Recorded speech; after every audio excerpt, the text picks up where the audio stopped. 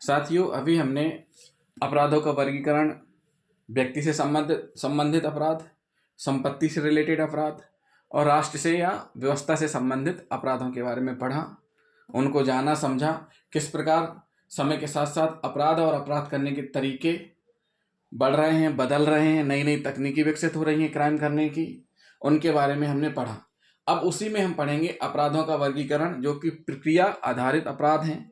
तो ये हैं दंड प्रक्रिया संहिता के अनुसार 6 भागों में विभाजित किया गया है।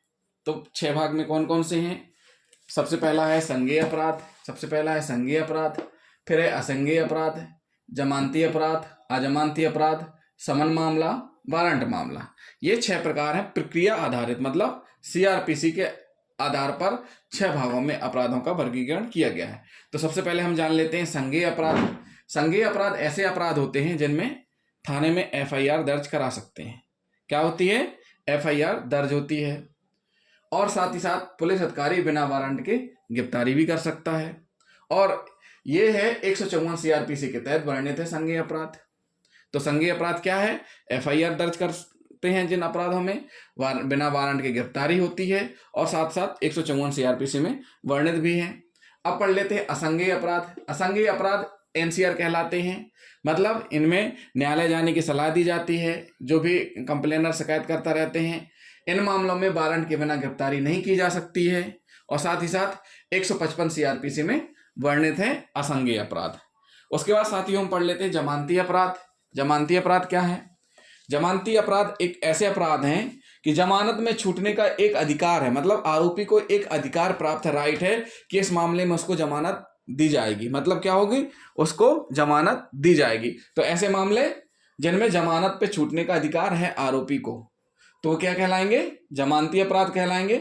समान प्रकृति के रहते हैं, और साथ ही साथ अभी जब से 41 का नोटिस चलने लगे हैं, जब से फैसला आया है, उसमें 7 वर्ष से कम सजा से दंडनीय अपराधों में भी जमानत पर छोड़ा जाता है, या उनको नोटिस दिया जाता है, और चालान के समय उनको न्यायालय में उपस्थित होकर विधिवत जमानत करानी होती है। अजमानती अपराध। अजमानती अपराध ऐसे अपराध हैं जिनमें जमानत में छूटने का अधिकार नहीं होता है, जिसको गिरफ्तार करती है पुलिस, और एक ऐसे सेक्शन में गिरफ्तार करती है जो कि वो सेक्शन अजमानती है। भले उसमें सजा 3 वर्ष की हो, 5 वर्ष की हो, लेकिन वो अजमानती है, तो उसमें पुलिस अरेस्ट कर लेती है। जैसे 25-27 आर्म्स एक्ट 34(2), ये ऐसे अपराध हैं आबकारी के बड़े बड़े जो 60 लीटर से अधिक शराब का अवैध रूप से विक्रय करते पाए जाते हैं। तो उनमें क्या करती है? जमानत में छूटने का अधिकार प्राप्त नहीं होता है, पुलिस अरेस्ट कर लेती है, कोर्ट में पेश किया जाता है। अब कोर्ट का विवेक है कि जमानत देना है या नहीं, मतलब पुलिस गिरफ्तार करेगी, गिरफ्तार करके कोर्ट में पेश करेगी। अब कोर्ट के विवेक पर डिपेंड करता है कि उनको जमानत छोड़ना है या नहीं छोड़ना है। तो ये हो गए अजमानती अपराध। अब पढ़ लेते हैं समन मामला। समन मामला क्या होता है? हम बहुत ज्यादा कंफ्यूजन हो जाते हैं समन मामले में, हम समझ लेते हैं। क्यों? क्योंकि हम पढ़ते ही नहीं है अच्छे से। समन मामले का मतलब होता है कि ऐसे मामले, यानी ऐसे अपराध, ऐसे विधि द्वारा दंडनीय कानून में ऐसे अपराध जिनमें सजा कितनी है? केवल 2 या 2 वर्ष से कम। मतलब ऐसे अपराध हैं जिनमें सजा कानून द्वारा, विधि द्वारा निर्धारित की गई है अधिकतम 2 वर्ष और 2 वर्ष से कम। वो अपराध समान प्रकृति के होते हैं। तो जिन मामलों में सजा 2 वर्ष या 2 वर्ष से कम है, उन मामलों को क्या कहते हैं? समन मामला कहते हैं। अब पढ़ते हैं 6वां नंबर है वारंट मामला। यहां भी बहुत ज्यादा कंफ्यूजन होता है। हम समझ लेते हैं गिरफ्तारी वारंट, इस संबंध में समझ लेते हैं, बल्कि ऐसा नहीं है। वारंट मामले का मतलब है ऐसे मामले जिनमें 2 वर्ष से अधिक सजा का प्रावधान है। कैसा? ये समन मामले का अपोजिट है।